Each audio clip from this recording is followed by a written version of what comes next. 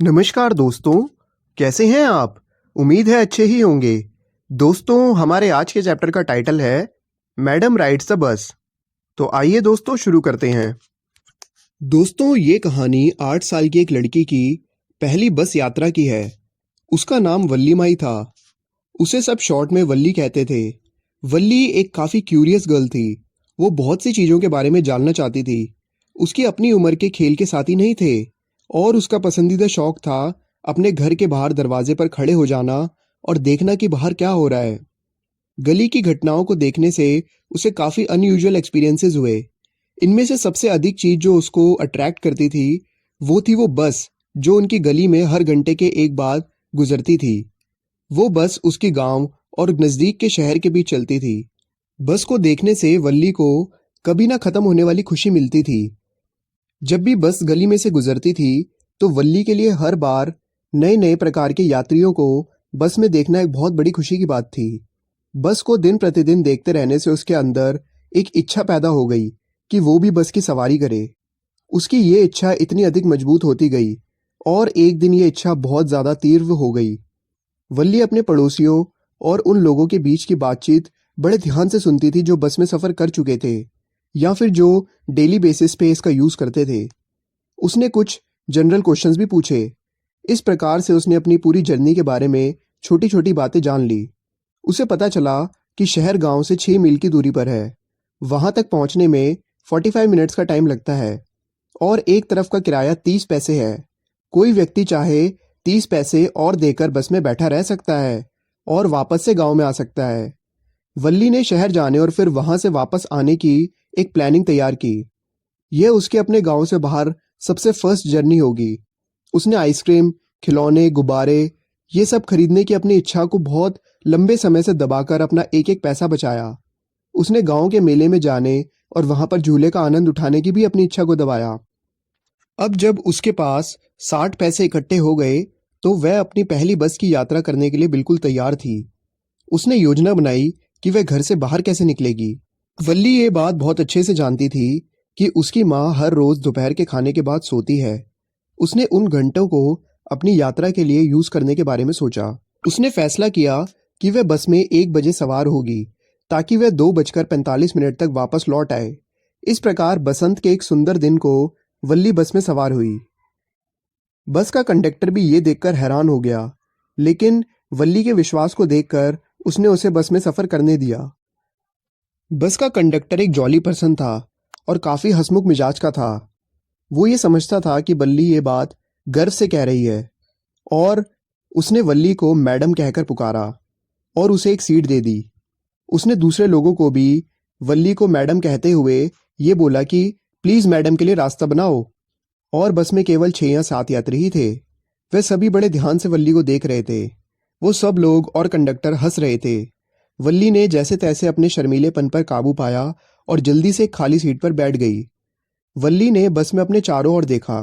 बस में सफेद रंग पर सुंदर हरी धारियों का पेंट किया हुआ था। इसकी सीटें काफी नरम और आरामदायक थी। हवा रोकने वाले शीशे के ऊपर एक सुंदर सी दीवार घड़ी लगी हुई थी। ऊपर का डंडा चांदी की तरह चमक रहा था। तब उसने बाहर झांकने का प्रयत्न किया। उसने देखा कि बाहर का दृश्य एक पर्दे से रुका हुआ है जिसने खिड़की के एक नीचे के भाग को ढक रखा था। इसीलिए बाहर के नज़ारे को देखने के लिए वह अपनी सीट पर खड़ी हो गई। बस एक नहर के किनारे के साथ साथ जा रही थी। उसने खजूर के पेड़ों, पहाड़ों और नीले आसमान को देखा। दूसरी तरफ हरे हरे खेत थे। अचानक से एक वृद्ध व्यक्ति ने उसे चेतावनी दी कि वह सीट पर खड़ी ना हो। उसने उसे बच्ची कहकर पुकारा और कहा कि वह गिर सकती है और उसे चोट लग सकती है। लेकिन वल्ली ने इस बात की परवाह नहीं की। उसने बड़े गर्व से ये बताया कि वह बच्ची नहीं है। उसने भी बाकी लोगों की तरह पूरा किराया दिया है। कंडक्टर, जो कि एक हंसमुख मिजाज का व्यक्ति था, उसने भी अपनी बात को जोड़ते हुए बोला।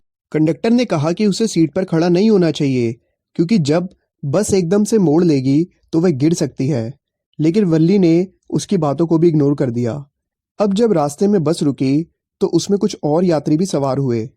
अपनी सीट खो देने के डर से वल्ली आखिरकार बैठ ही गई। एक बुजुर्ग महिला आई और वल्ली के पास बैठ गई। वल्ली ने महिला को बड़े ध्यान से देखा। वह महिला उसे बड़ी अजीब से लगी। उसने बड़ी और गंदी बड़ी बड़ी वालियां पहन रखी थी और वह पान भी चबा रही थी। वल्ली ने देखा कि पान उसके होठों से कभी भी गिर सकता है। उस महिला ने वल्ली से पूछा कि क्या वह अकेली सफ़र कर रही है। वल्ली ने उसे बताया कि हाँ, वो अकेली है, लेकिन उसके पास टिकट भी है। तब उस बूढ़ी महिला ने पूछा, क्या एक बच्ची के लिए अकेले सफ़र करना उचित है? उसने ये भी पूछा कि क्या वल्ली ये बात जानती है कि उसे शहर में कहाँ जाना है। वल्ली ने उस बूढ़ी महिला से कहा कि वह उसके बारे में चिंता ना करे। तब वल्ली ने अपना चेहरा घुमाकर खिड़की की ओर कर लिया और बाहर के नज़ारे का आनंद उठाने लगी। पेड़ उसे ऐसे लग रहे थे जैसे वो उसकी तरफ भाग रहे हैं। कई बार उसे ऐसा लगता था कि बस सामने से आते हुए किसी वाहन से टकराने वाली है, मगर फिर वे दोनों बड़े आराम से गुजर जाते थे। अचानक वल्ली ने खुशी से तालियां बजाई, क्योंकि एक गाय बस के आगे आगे सड़कों के बीचों बीच भाग रही थी।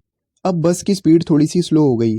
ड्राइवर ने बार बार हॉर्न बजाया, मगर गाय और भी ज़्यादा डर गई और बस के आगे भागती रही।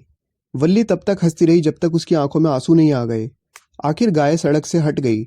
बस अब एक रेलवे फाटक के पास से गुजरी। वल्ली ने आसपास की गाड़ियों के दृश्यों का आनंद लिया।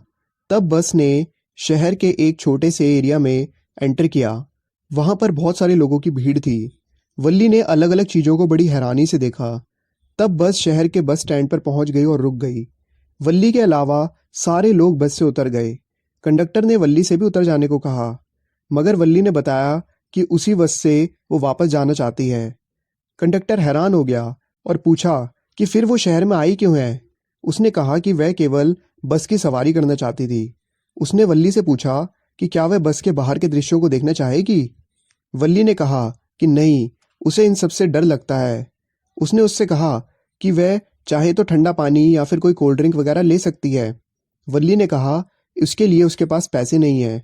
कंडक्टर ने बोला कि कोई बात नहीं, मैं पैसे दे देता हूँ। लेकिन वल्ली ने उसकी ये पेशकश को स्वीकार नहीं किया। अब बस ने अपनी वापसी की यात्रा स्टार्ट कर दी। वह फिर से बड़े सुंदर सुंदर दृश्य सामने आए।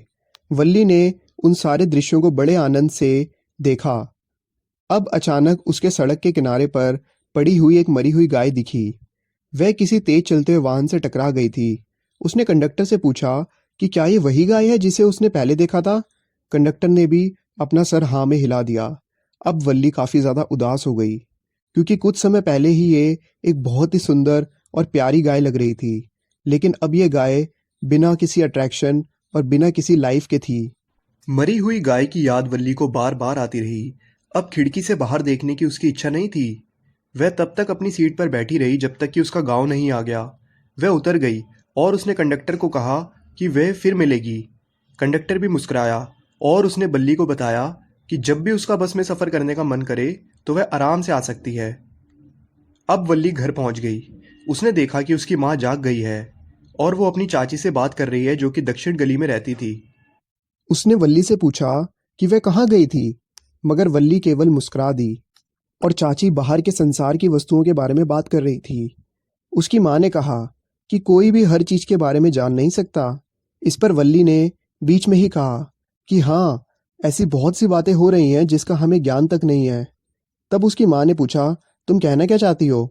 इस पर वल्ली की चाची बीच में ही बोल पड़ी, अरे ये तो एक छोटी सी लड़की है, लेकिन ऐसी ऐसी बातों में इंटरेस्ट लेती है जिससे इसका कोई वास्ता नहीं है। वो ऐसे व्यवहार करके दिखाती है जैसे वो एक बहुत बड़ी स्त्री हो, जैसे उसे सब कुछ पता हो। ये सब सुनते हुए वल्ली अपने आप में ही मुस्कुरा रही थी और वो ये नहीं चाहती थी कि उसकी माँ या फिर उसकी चाची उसके इस मुस्कुराहट का अर्थ समझे। तो दोस्तों, यहाँ पे ये चैप्टर का एक्सप्लेनेशन ख़त्म होता है। उम्मीद है आपको इस वीडियो का एक्सप्लेनेशन समझ में आ गया होगा। आपसे मिलेंगे अगली वीडियो में, तब तक के लिए देखते रहिए खेल खेल में ज्ञान। Okay, thank you.